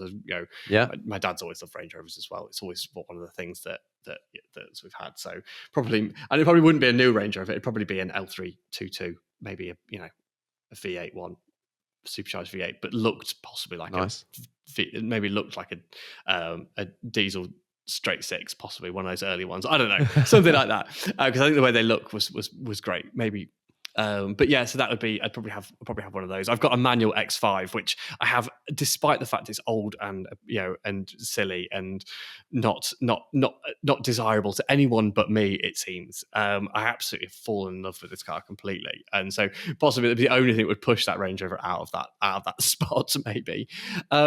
So then I've got a motorsport car, possibly. Yeah, maybe I'll have my E30 M3. I want an E30 M3 Group A car. Whether I want it, do I want a rally one or do I want a touring car version? Can I have one that's sort of like an interchange? I want a group A E30 M3 that I can sort of just suddenly sort of change the setup from touring car to rally car with a flick of a switch. That's all right. Possibly. Yeah, it's fantasy. I'm allowed to do what I like. And then I suppose, and I think you might appreciate, you might be on board with this one. But probably my wild card, my kind of the one that dream car sort of thing that I would have would probably be an F40. So I think that would be, I think they've always been nice. They've always been sort of something that they've always been a sort of like the top tier car for me. Maybe a Lancia Stratos is kind of getting close. Maybe sort of like a Group B homologation special, maybe like a 205 T16 road car, or something like that. But ultimately, it always comes back to the F40. I can't escape it. It always comes back to the F40. They're pretty good. Yeah. Do you not want to talk about F40s too much? Them. That's all right. I've spent many an hour talking about these cars. I don't need to cover it too much more. Sort of PTSD about them. I think that's Oh no, it's fine. I'm happy with my decisions. Good. Well, thanks very much for coming on the podcast. It was good to chat. Yeah, it was really good. I really, really enjoyed it. Thank you very much for having me on.